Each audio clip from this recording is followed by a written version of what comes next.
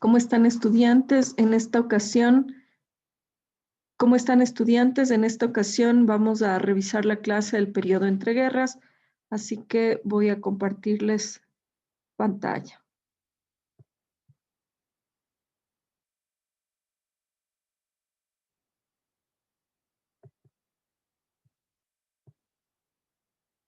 Bien, este texto de María Dolores Béjar nos va a permitir observar este periodo entre la Primera Guerra Mundial y la Segunda Guerra Mundial, es decir, cómo el mundo se está reconfigurando después de esta gran guerra y después del proceso de crecimiento del modelo norteamericano, sobre todo en función de esta categoría que habíamos estudiado en clases anteriores llamada el imperialismo. Como vemos, la Gran Guerra o la Primera Guerra Mundial transforma el mundo en general, pero también un hecho que está sucediendo paralelamente es la Revolución Rusa. Y esto marca un rumbo importante para el mundo entero debido a que se rompe la hegemonía del poder capitalista. Y entonces vamos a tener un mundo bipolar. Por un lado, el capitalismo, por otro lado, el socialismo, que se impone a través de la revolución bolchevique o la revolución rusa, que también ya vimos precisamente en la clase anterior. Ciertamente, entonces, el mundo capitalista sufre una crisis económica, ¿no? Y esta idea y esta lógica de crecimiento hacia una economía global se trunca, ¿no? Las crisis, como hemos estudiado en la era del imperialismo y en el texto del imperialismo, fase superior del capitalismo, también pueden ustedes observar que tiene periodos, es decir, el capitalismo tiene periodos de crisis y periodos de remonte de estas crisis, ¿no es cierto? Sobre todo esta que se genera de 1873 hacia 1895 y de 1895 hacia 1914. Recuerden estos dos periodos. Primero el periodo de la larga depresión y después la de la bella época, marcada precisamente por Béjar. Sin embargo, ella encuentra un motivo anterior que causa y que viene provocando estas crisis estructurales del capitalismo, y ella ve en este crecimiento, en esta crecida de la ola de industrialización, un evento que marca el hito de una primera crisis que luego se presenta hacia 1873, y ella nos dice esta creciente ola de industrialización y de países que competían entre sí por la conducción del imperialismo, ¿no? El acceso de las masas, además, a la escena política, hace que esta crisis perdure, es decir, no es una crisis solo económica, sino también una crisis política en el marco del capitalismo, del desarrollo del capitalismo. Y el liberalismo burgués no pudo solucionar las ideas del liberalismo que habíamos visto en los textos de la Revolución Industrial y en la Revolución Francesa, no habían podido rebatir todas las crisis ni los fenómenos que ocurrían en el periodo entre guerras. Béjar marca entonces tres momentos importantes. De 1919 hasta 1923, dice Béjar, que la Revolución Rusa se extendería al resto de Europa, y sobre todo habla de Alemania, donde se conforma, espacio en el que se conforma la República de Weimar, que es un periodo posguerra, post-Primera Guerra Mundial, en que varios periodos y tendencias ideológicas gobiernan Alemania. Recuerden ustedes que Alemania se convierte en una república y este era, al parecer, se tenía la esperanza de que sea el terreno más fértil y más próspero para el avance de la revolución o dar continuidad a la revolución en Alemania. Sin embargo, esto no fue posible. Más bien hacia 1933, ustedes saben cómo ocurre el ascenso de Hitler y la formación de un pensamiento de extremo conservadurismo, como es el fascismo.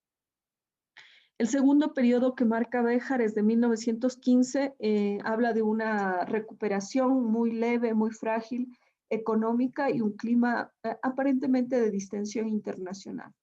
Y un tercer momento lo marca hasta 1929, que retornamos a la crisis, ¿no?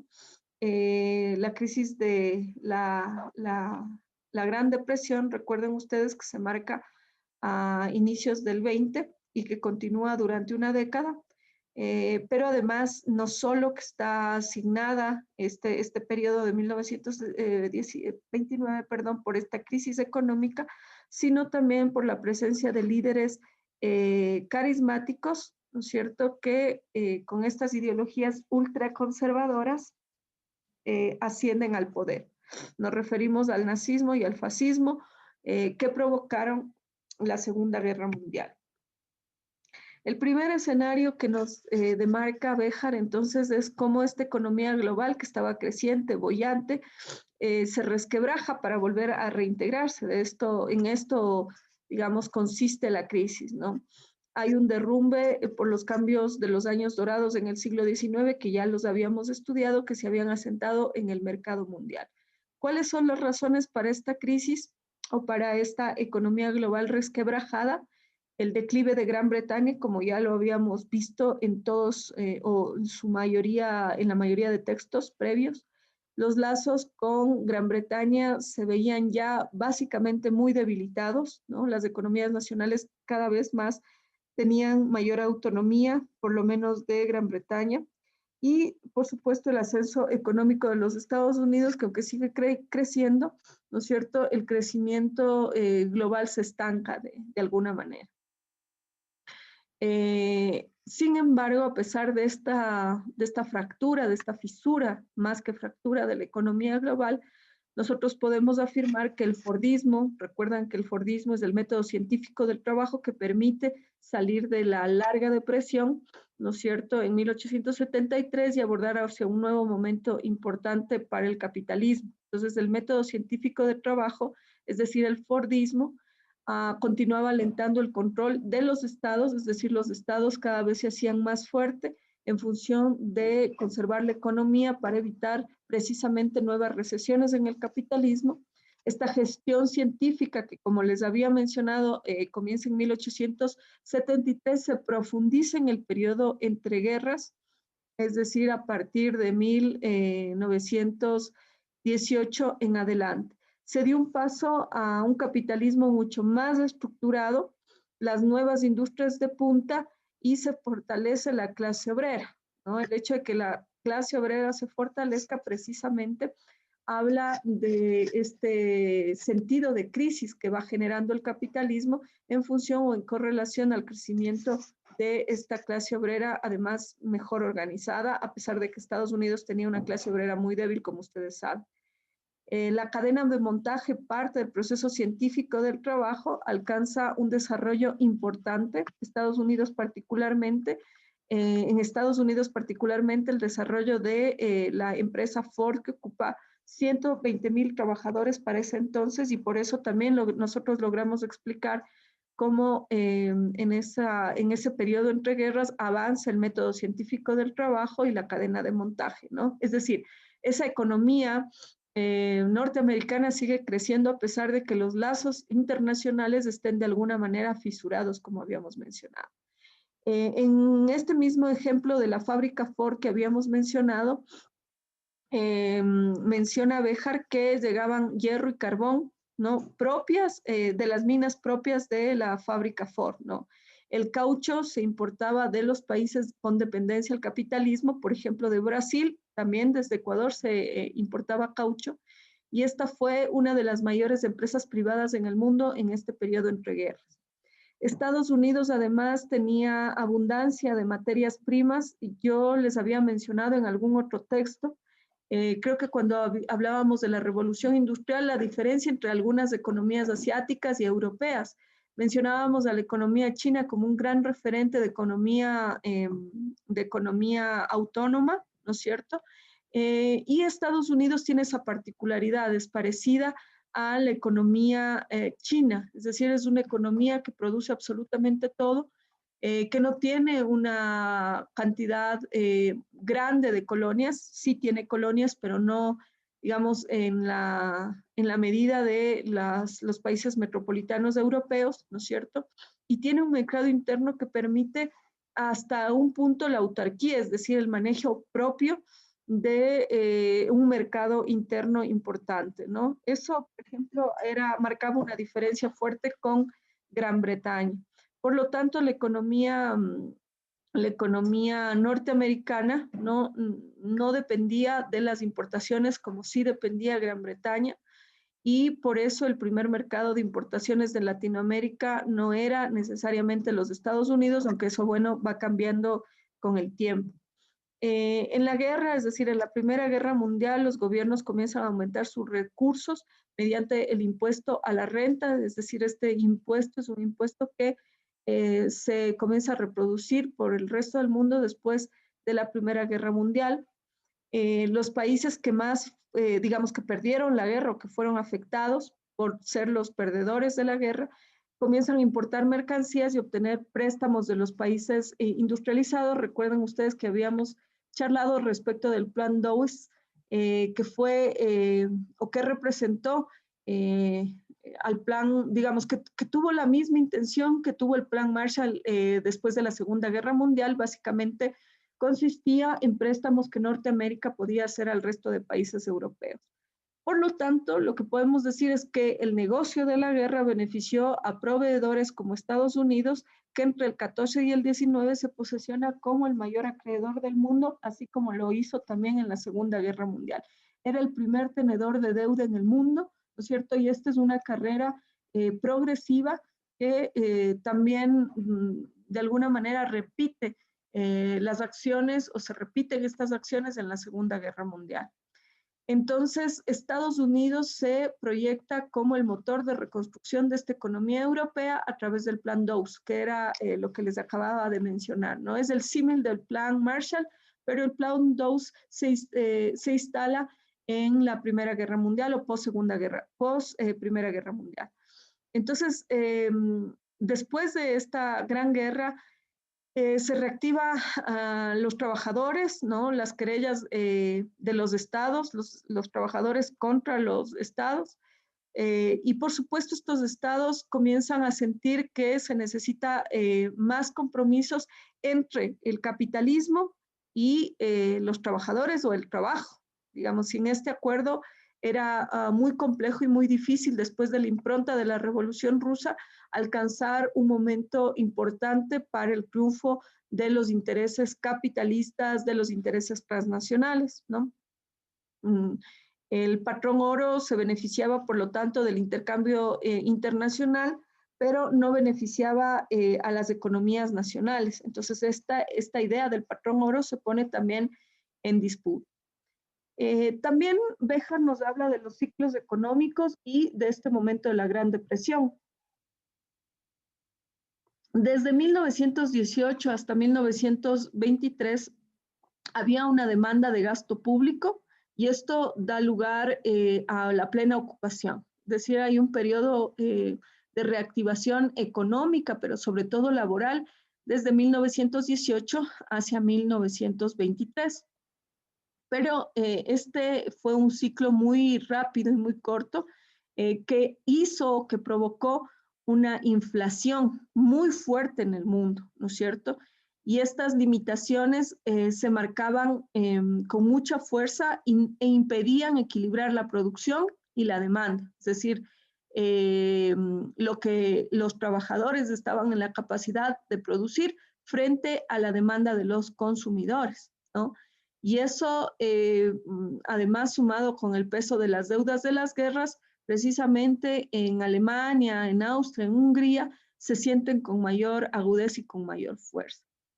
Por otro lado, Alemania también estaba siendo ocupado por los franceses y los belgas, ¿no es cierto?, que por supuesto pretendían cobrarse las deudas de la guerra y así fueron sancionados. Recordarán ustedes que habíamos hablado de la negociación en Versalles, ¿no? Y se le había impuesto a Alemania pagos de rubros por la guerra e indemnizaciones por la guerra, sobre todo Francia, ¿no? Que estaba en esta posición muy beligerante, en efecto de alguna manera recuperar todas las inversiones de la guerra que también Francia había hecho, ¿no? Eso hace que Alemania, ¿no es cierto?, pase por una crisis muy fuerte. Es una clase media que se va polarizando, se va pauperizando cada vez más hacia abajo, ¿no? Y eso dispara también la desocupación en Alemania. En 1924 recién esta economía alemana se recupera. Sin embargo, en los sectores rurales en toda Europa, esta década no fue propicia, ya porque había de otro lado un crecimiento industrial, como ya lo habíamos mencionado, y por lo tanto la economía de la agricultura había sido puesta en una especie de stand-by, ¿no? Sobre todo en algunos países de Europa Central, este hecho hace que los partidos agrarios un poco se posicionen o se afiancen, ¿no es cierto? Por ejemplo, el campesinado de Italia, el campesinado de Alemania, partidos cercanos a los agricultores y a los campesinos van encontrando sus referentes en los partidos fascistas, por ejemplo, en Escandinavia, Finlandia, etcétera, ¿no es cierto? Van encontrando sobre todo esta referencia en estos partidos fascistas que de alguna manera firmaron acuerdo con la socialdemocracia, ¿no? Imagínense ustedes, aquí hay una referencia muy clara de cómo ha actuado la socialdemocracia, es decir, esta tercera vía en el mundo, ¿no? Aliándose con el fascismo. Y finalmente, en 1929, producto de toda esta inflación mundial, no solo en Alemania ni en países con una tradición agrícola muy fuerte, sino una crisis del capitalismo, una crisis general que en 1929 golpea la bolsa de valores, ¿no es cierto? Y se inicia un periodo de aparente derrumbe del capitalismo, pero eso por supuesto no pasa, ¿no? Por eso hablamos de un aparente derrumbe del capitalismo. Entonces, si por un lado en 1920 existió un incremento de esa productividad, no se crea un mercado con una masa salarial que comience a aumentar en la medida de la demanda, ¿no? Del consumo. Es decir, los sueldos siguen estancados y la demanda o la oferta para consumir las mercancías sigue creciendo. Y eso hace que en lugar de existir circulante, existan las tarjetas, por ejemplo, de crédito o los préstamos, ¿no? Sobre todo, más que las tarjetas de crédito que empiezan a aparecer más bien en la década del 60, sobre todo los créditos bancarios, ¿no? Y este endeudamiento conduce básicamente a la especulación de bienes inmuebles, ¿no es cierto? Esto que llamamos burbuja inmobiliaria, y la inversión en acciones en el mercado de la bolsa, ¿no? O en el mercado bursátil. Esta burbuja que se forma estalla en el 1929 y da paso a esto que se denomina la Gran Depresión, ¿no? Esto sucede digamos, en todo el mundo. Estados Unidos, a pesar de su crecimiento, de la lógica industrial y el avance en su proceso del capitalismo, también atravesó un complejo momento, ¿no? Y eso hace que la doctrina liberal, es decir, que todos los ofrecimientos de la Revolución Francesa de libertad, igualdad y fraternidad se vengan abajo, tienen muy poca consistencia, ¿no? Y ahí ya aparece el economista Keynes, que también es británico, un poco diciendo, a ver, necesitamos que el capitalismo tenga un rostro más humano. Pero las políticas keynesianas no se aplican sino hasta después de la Segunda Guerra Mundial, ¿no? No prosperan en este primer momento de crecimiento del capitalismo. Y no prosperan gracias a que existen unos escenarios políticos en el mundo capitalista que hay que describir. Por ejemplo, en los países capitalistas centrales se desarrolla la democracia liberal, por ejemplo, en Francia, Gran Bretaña, Bélgica, Suiza y Holanda, ¿no? Por otro lado, el fascismo triunfa en Italia, el nazismo en Alemania, como ustedes saben. La democracia liberal también avanza en la península escandinava y esto que se va a llamar el New Deal, ¿no? Va a ser un pacto, ¿no? que se organiza o que se desarrolla en los Estados Unidos. En los países del este y sur hubo movimientos fascistas, nos referimos a Europa, al este y al sur de Europa, hubo movimientos fascistas que aunque no llegaron al gobierno, también impusieron dictaduras tradicionales. Entonces, en resumen, digamos, países centrales con democracias liberales, ¿no es cierto? Con corrientes más liberales que no llegaban, por supuesto, a ser socialistas, sino que estaban entre la socialdemocracia, ¿no es cierto? Por otro lado, en Italia y en Alemania, el fascismo y el nacionalsocialismo. También en Escandinavia, una democracia liberal y esto que denominamos el New Deal en los Estados Unidos, ¿no? Y donde no hubo la proliferación del fascismo, el nacionalsocialismo, se imponen dictaduras tradicionales. Voy a intentar proyectar el video. Si me dan un segundo, espero que lo puedan. Denme un segundo.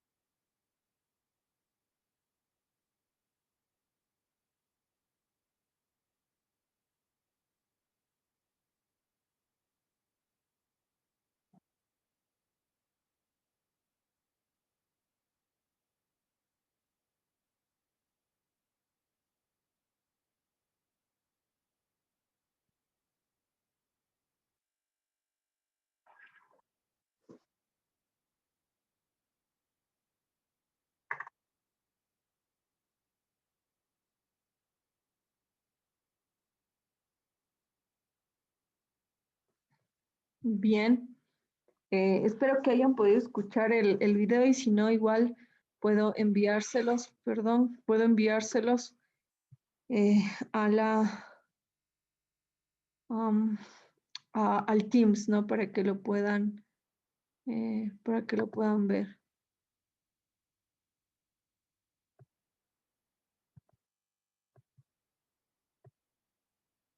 Voy a retornar porque no quiero.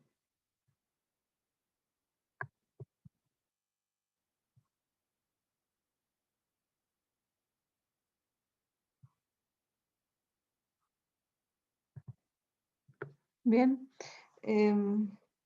La socialdemocracia, entonces, bueno, ahí ustedes vieron un resumen de lo que implicó el New Deal y fundamentalmente la relación de las medidas puestas en práctica por los Estados Unidos para salvar básicamente al sistema capitalista y su forma de producción, ¿no? Esto creo que es un referente importante. En lugar de aplicar medidas que permitan que la capacidad de acumulación sea menor para los más ricos o para las burguesías, por el contrario, no se tiende a implementar una serie de acciones que benefician el proceso de acumulación precisamente, es decir, de aceleración de esta renta en manos de los más ricos, ¿no? De unos pocos. Entonces, en resumen, diríamos, la socialdemocracia escandinava, el New Deal y el nazifascismo cuestionaron en su conjunto la ortodoxia liberal. Cuando hablamos de la ortodoxia liberal, me vuelvo a referir a lo que estaba sucediendo digamos, en el mundo entero frente a estas premisas, ¿no es cierto?, que avanzan en la Revolución Francesa de libertad, fraternidad e igualdad. La izquierda también combatió la ortodoxia liberal, ¿no? Pero su combate fue desde otra línea, desde otra vía, y por eso habíamos hablado con mucho detalle de la Revolución Rusa, ¿no? Entonces, en este momento lo que existe es una primacía del mercado. El New Deal lo que permite es poner el mercado nuevamente en primer lugar y se sustituye la intervención de los gobiernos, es decir, esta idea de que el Estado era un Estado controlador, fuerte, más bien es reemplazada por el ejercicio autárquico de los mercados. Eh, Hay que ver también cómo se resumen estas experiencias liberales en el mundo, ¿no? Como habíamos dicho, la democracia liberal se mantiene en pie en Gran Bretaña, en Francia, y el mercado continúa operando, disciplinando a la fuerza de trabajo y recurriendo a programas económicos muy ortodoxos, ¿no? De hecho, el disminuir la participación del Estado y aumentar la participación del mercado es un programa que efectivamente es ortodoxo dentro de la lógica y la dinámica de la acumulación capitalista. Sin embargo, en estas democracias gobernaron partidos de la centro derecha, es decir, que esta democracia liberal no necesariamente está ubicada a la socialdemocracia, que sería, digamos, una vía reformista del capitalismo, sino que estaban ubicados del centro hacia la derecha, ¿no? Los ingleses, por su lado, tuvieron estabilidad a pesar del déficit económico producto del estancamiento de la industria británica, y Oswald Mosley es el que organiza el fascismo en Gran Bretaña, trata de organizar el movimiento fascista en Gran Bretaña, pero no avanza, ¿no? Más bien, la economía británica puso muchos esfuerzos en tratar de mantener el valor de su moneda, y la clase obrera, por supuesto, fue sacrificada en función de esta primacía del mercado, es decir, salarios estancados, salarios muy bajos. Esto justamente cuando estallaba la crisis en 1929, ¿no?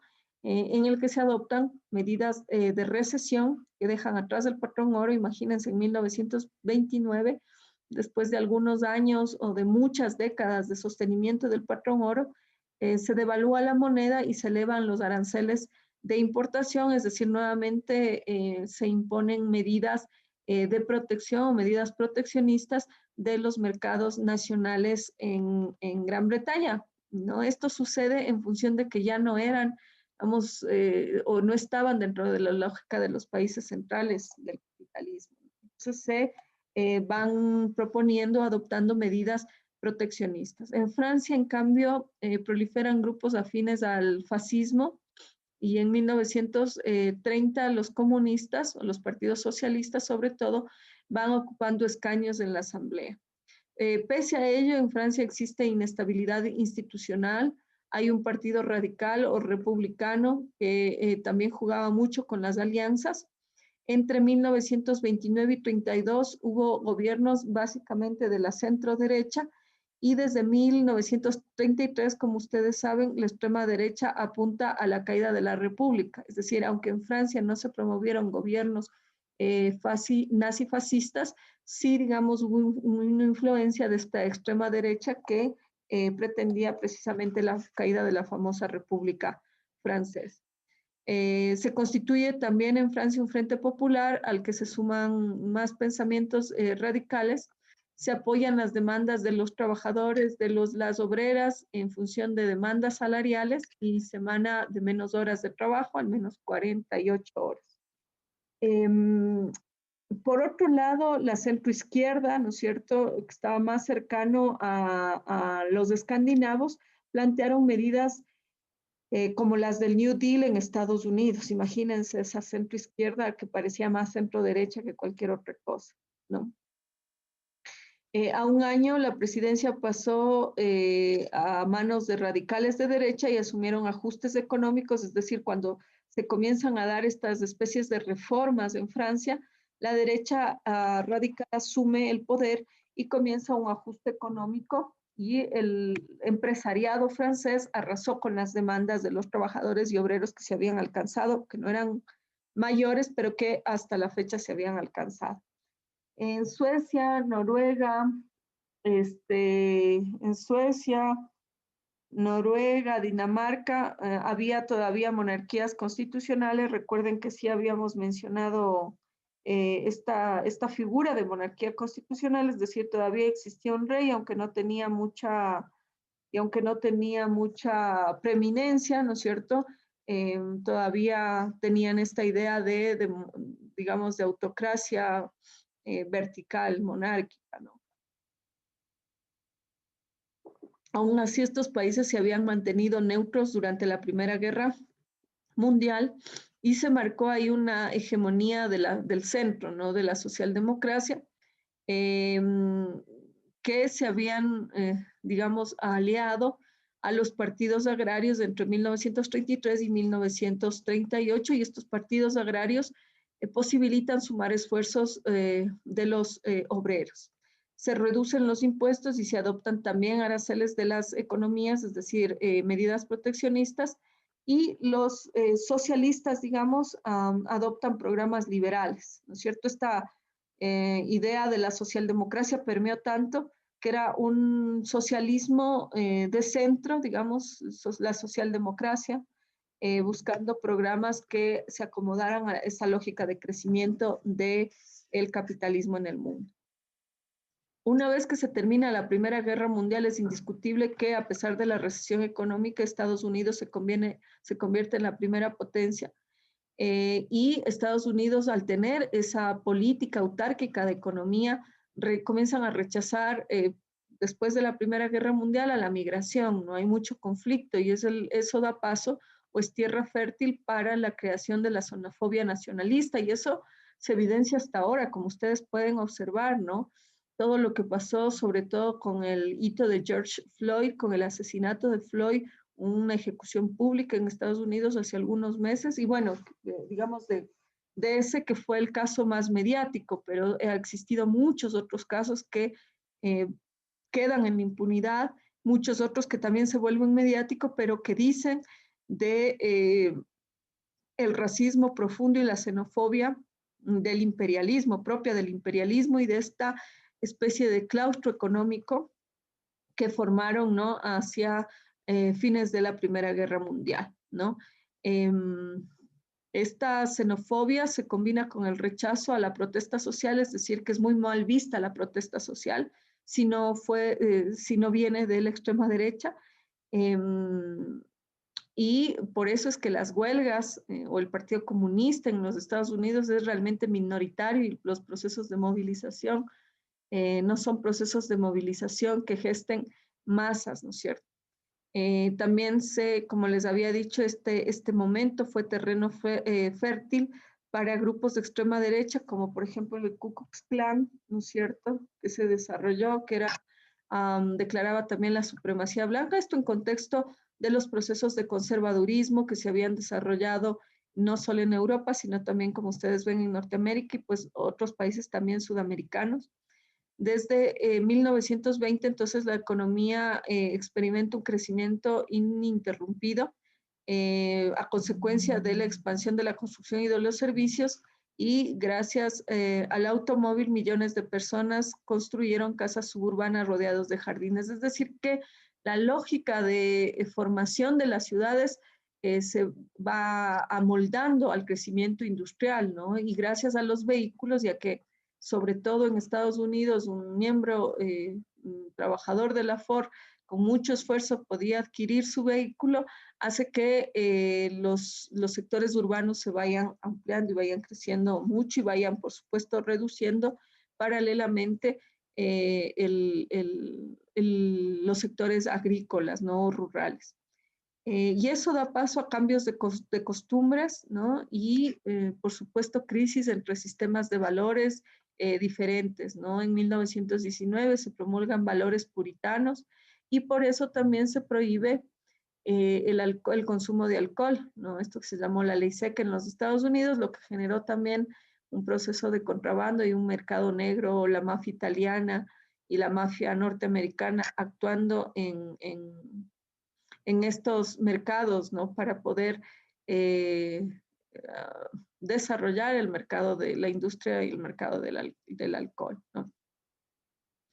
Hacia 1921, ¿no es cierto? 1921-1933 es un periodo de ascenso de presidentes republicanos, ¿no es cierto? Recuerden ustedes que tenemos dos tendencias en los Estados Unidos, republicanos y demócratas. Los republicanos son de la línea más conservadora y ellos hacen que o promueven que las acciones del gobierno estén encaminadas a respetar profundamente las acciones del mercado. Y entonces esta idea del dejar hacer, dejar pasar, fue una idea promovida por los empresarios en estos periodos republicanos que se nota con mucha más fuerza, ¿no? Y este auge económico, como les había explicado, provoca esta burbuja bursátil, ¿no? Este crack de la bolsa que hacia 1929 estalla, ¿no?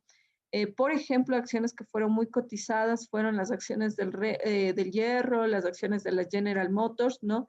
Hasta que esa burbuja se rompe.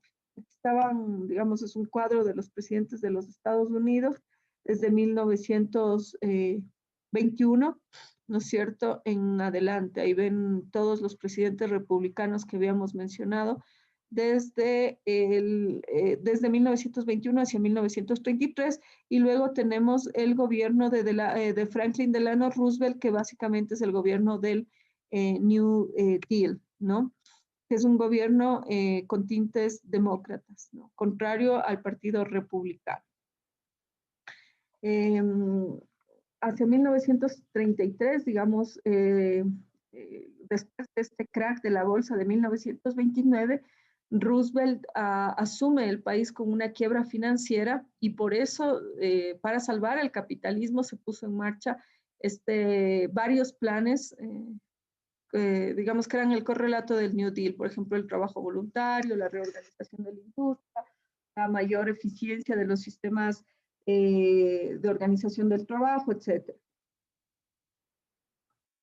Entonces, el New Deal consistía básicamente en una política pública para salvar la economía de posguerra y de la Gran Depresión de 1929, y básicamente implementó programas de asistencia social, el control de la producción, un control de las compensaciones sociales y del gasto social, ¿no es cierto? Es decir, menos inversión en lo que la gente más necesita. Entonces, si uno quiere, es un periodo de contracción social, pero es un periodo de crecimiento muy grande para las acciones del capital.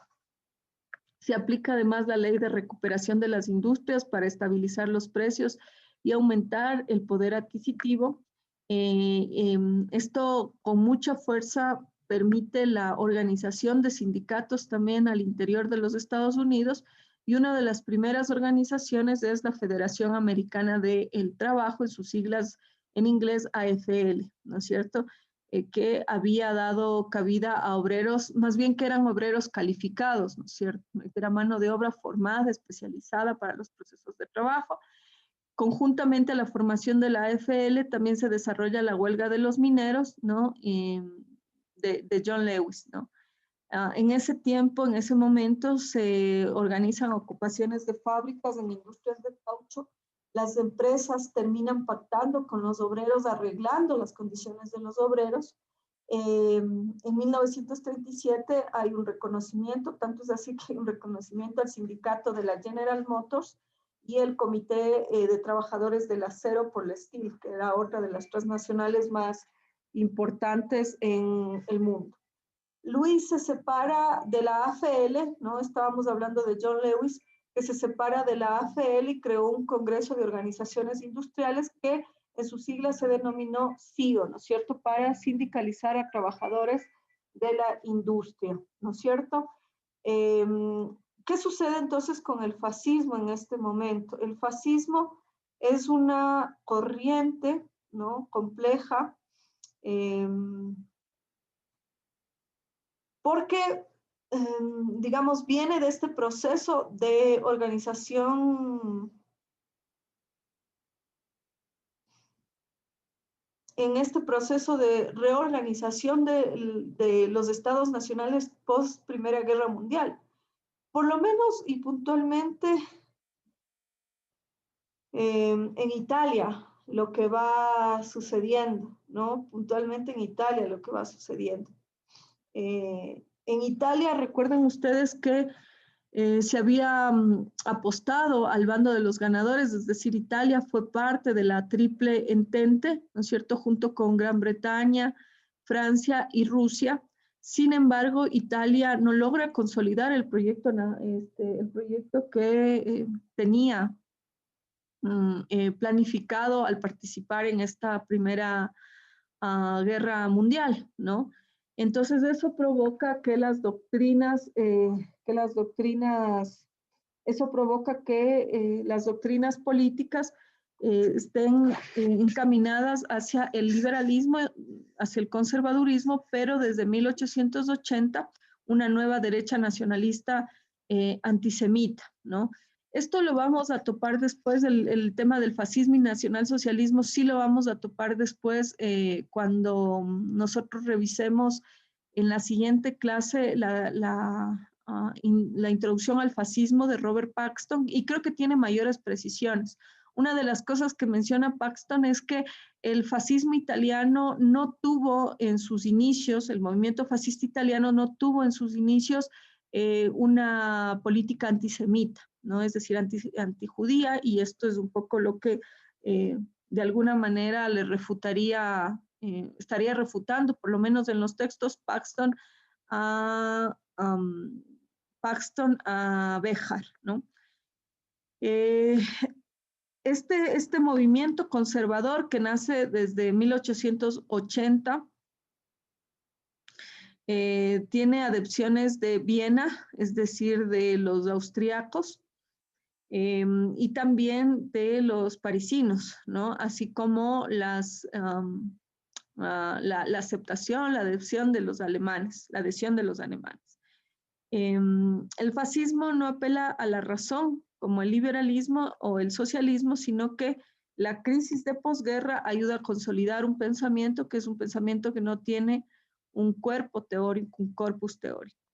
El fascismo, por el contrario, hace un culto a la violencia como única vía para manifestar sus impulsos, ¿no es cierto? Es la única forma, la violencia, de entender el postulado fascista. No abandonan entonces las armas y forman filas paramilitares, cuerpos libres en Alemania, filas nacionales en Austria, los legionarios en Italia y también en Rumania. Es decir, que en varios países europeos se forman estas filas paramilitares, ¿no es cierto?, que promovían efectivamente la violencia y una idea antisemita. En muchos de estos países, no así en Italia, ¿no?, como los vuelvo a mencionar. Muchos gobernantes, algunos incluso socialdemócratas, recurrieron a ellos para impedir el avance de la revolución. Es decir, la socialdemocracia impide el avance revolucionario que, por otro lado, la Unión de Repúblicas Socialistas Soviéticas, por supuesto, quería promover.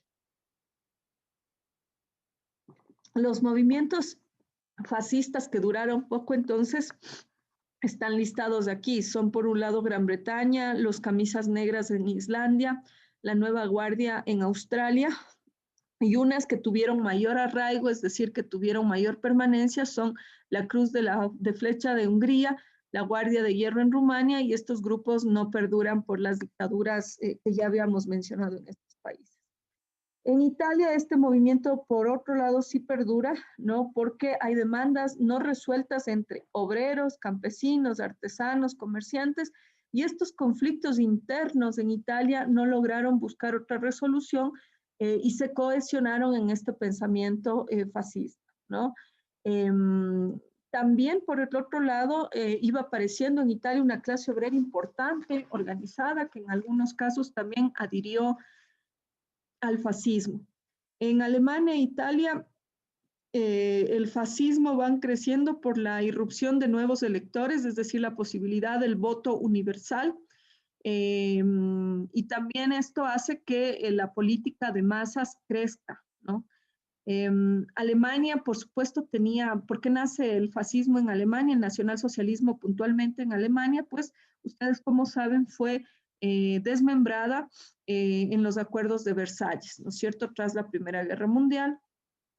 Aquí no habían partidos de masas, existían los partidos de izquierda, pero tampoco eran partidos de masas, y el fascismo tenía una mezcla de pensamiento antiliberal, antimarxista y yo diría antiburgués transnacional, porque si solo lo dejamos en antiburguesía, ¿no es cierto?, no vamos a poder entender bien. Nuevamente hago la referencia del texto de Paxton porque ahí vamos a poder clarificar este elemento que les marco aquí. Además se promovía el liderazgo carismático, ¿no? El liderazgo carismático es este que suscita la emoción y la adición de distintos sectores con, por supuesto, algunas ideologías diferentes, no tanto opuestas, pero al menos diferentes. Tiene el fascismo en un primer momento tuvo el apoyo de los sectores medios y grupos inestables que no tenían arraigo a las naciones, también los jóvenes y el sector de los campesinos que se habían visto muy echado a menos en este proceso de crecimiento industrial. Los capitalistas tenían un poco de recelo del apoyo al fascismo, pero ese carácter, ¿no es cierto?, se fue subordinando una vez que estos poderes llegaron al gobierno. Pero una vez que llegan al gobierno, me refiero a los procesos del nacionalsocialismo y el fascismo al poder, montan aparatos paralelos al partido, es decir, a la policía, la magistratura y el ejército, ¿no? Intervienen en la educación, reorganizan el tiempo libre de la gente, es decir, administraban el tiempo de la gente con mucha agudeza.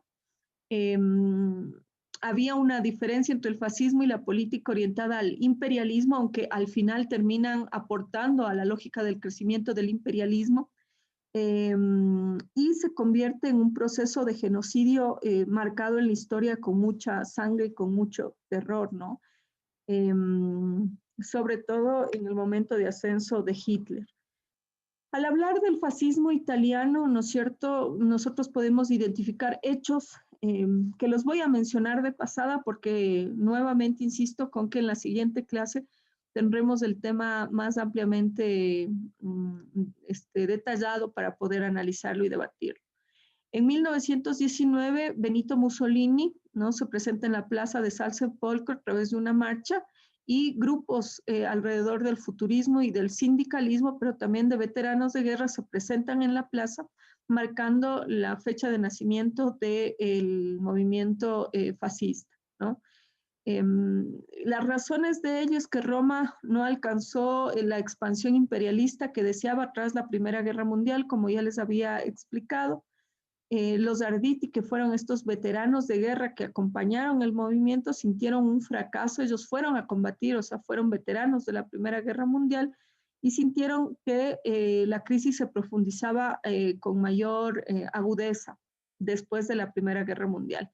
Y esa conflictividad interna creció porque el gobierno era incapaz de detener la ocupación de los campesinos sin tierra, y esto ya preocupaba, por supuesto, a los terratenientes, lo que provocó el rechazo también de los empresarios. Y eso da paso a la aparición de los camisas negras, que era la fuerza de choque violenta que tenía el fascismo italiano, ¿no es cierto? Y que era una fuerza de choque contra los campesinos pobres, ¿no es cierto? Estos que se tomaban las tierras, pero además antimarxista, antirrevolucionario, ¿no es cierto? De hecho, los primeros campos de concentración que se organizan en Alemania son campos de concentración donde van revolucionarios marxistas en primera instancia, ¿no? Junto con otros, junto con otros grupos sociales.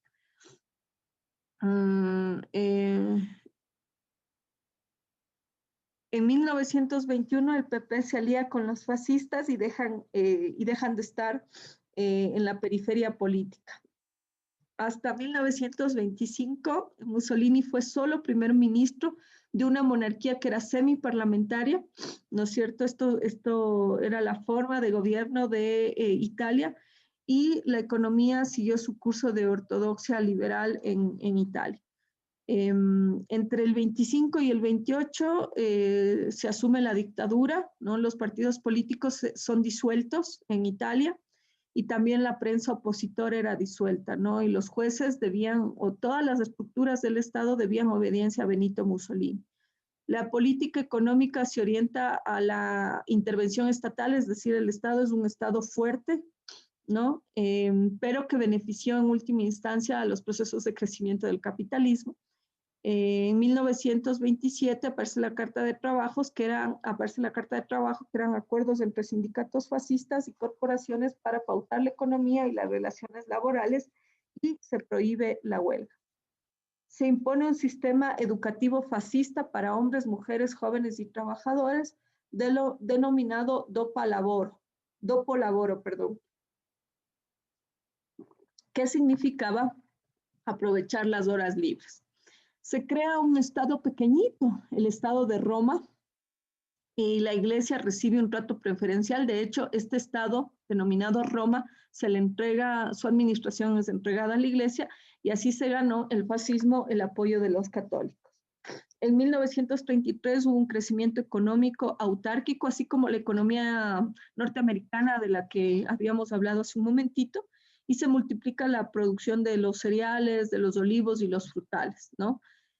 También se crea el Instituto de Reconstrucción Italiana, que nacionalizó y mixturó empresas para su expansión, ¿no es cierto? Asimismo, Italia ocupa Etiopía en 1935.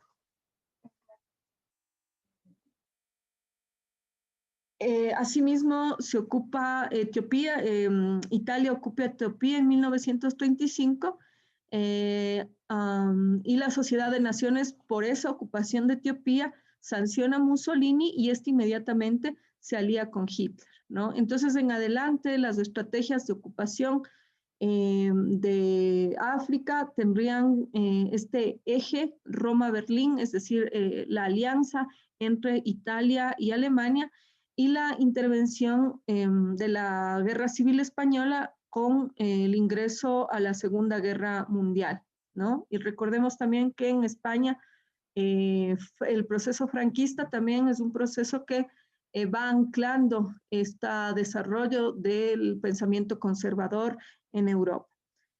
Mussolini entra a la guerra en 1940, pero en el 43 el rey aprueba su destitución, y en 1945 Mussolini es asesinado, ¿no? Digamos, tuvo menos poder que Hitler porque todavía tenían una república monárquica parlamentaria, ¿no es cierto? Y eso hacía que tuviera menos poder, o que Mussolini compartiera poder con el rey, ¿no? Y sobre todo con una fuerte iglesia católica, además que ya tenía para ese entonces un Estado, ¿no?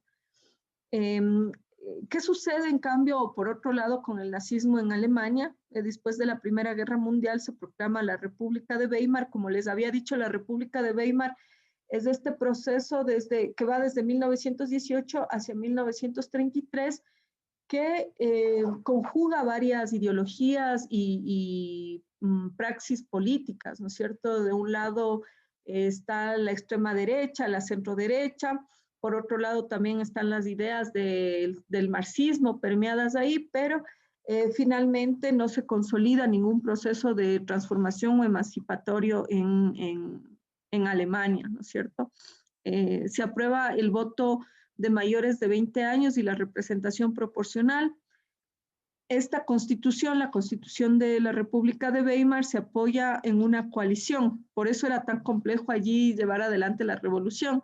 Y esta coalición está formada por socialdemócratas, por liberales, por católicos, y se exceptúa en este acuerdo a la extrema derecha y a la izquierda, ¿no es cierto? Básicamente es una alianza de centro-izquierda, de centro y centro-derecha. Por lo tanto, aquí se constituye una república parlamentaria, ¿no es cierto? Pero no cerraba la puerta al presidencialismo. La socialdemocracia en Alemania, en la República de Weimar, fue el partido más votado hasta 1930, pero no tenía mayoría en el Parlamento. Había avances de la insurrección de izquierda, como les había dicho, y los golpes de derecha no perduraron tanto como también se esperaba. En 1923, Francia y Bélgica ocupan Alemania, como ya habíamos mencionado, minas y ferrocarriles, y eso provoca la inflación en Alemania. Y asimismo, en 1919 hay un intento frustrado de crear la República Soviética, ¿no? Hacer parte de la República Soviética Alemana. Esto alerta al ejército y, por supuesto, encargan a Hitler controlar el Partido Alemán de los Trabajadores, y luego Hitler se vuelca a la actividad política, ¿no? A través del Partido Nacional Socialista, los obreros alemanes presentan un plan de 25 puntos que se articulan con ideas de los nacionalistas y las reformas que tienen algún sesgo socialista, ¿no es cierto? Pero para 1923 sale Hitler de la cárcel, ¿no? Por esta marcha que organizó en Berlín, y organiza la SS como un cuerpo selecto de protección, ¿no es cierto? Ya aquí podemos ver la génesis o el inicio de estos grupos paramilitares violentos, ¿no? Y el partido avanza desde 1930 por el desgaste de los partidos tradicionales y se ensalza esto que se denominará el orgullo nacional, o esta idea de reconstituir el imperio alemán.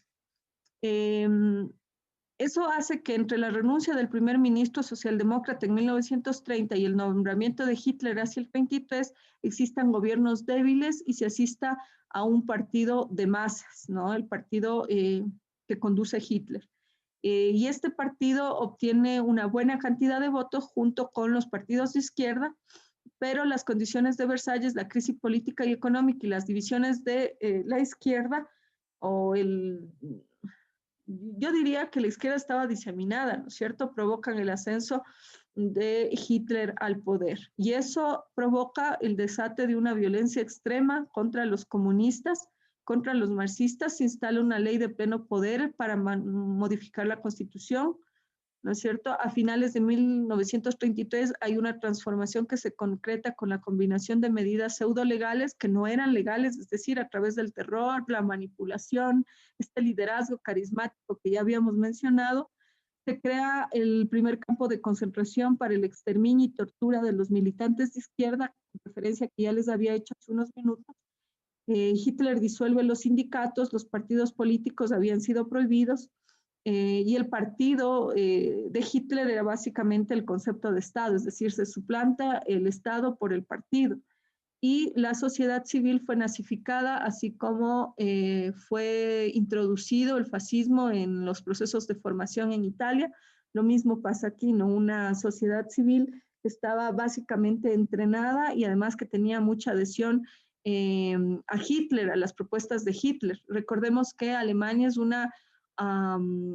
una república parlamentaria que había sido muy golpeada por la inflación y además por la ocupación de los franceses y los belgas, como les había mencionado hace un momento.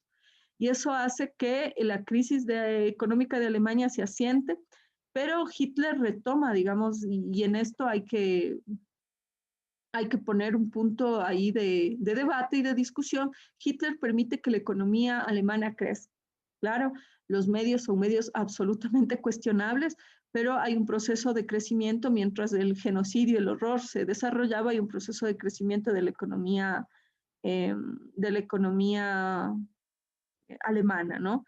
La SS provoca este aparato no violento, denominado la SS, este aparato que aparentemente era de protección, provoca esto que se va a denominar en la historia la noche de los cuchillos, es cierto?, que es el poder armado del partido, aterrorizando a la sociedad civil en Alemania, como les digo, sobre todo y en primer término a los comunistas, a los marxistas, pero también a los judíos, ¿no? A los gitanos, gitanas, a los negros, a las negras.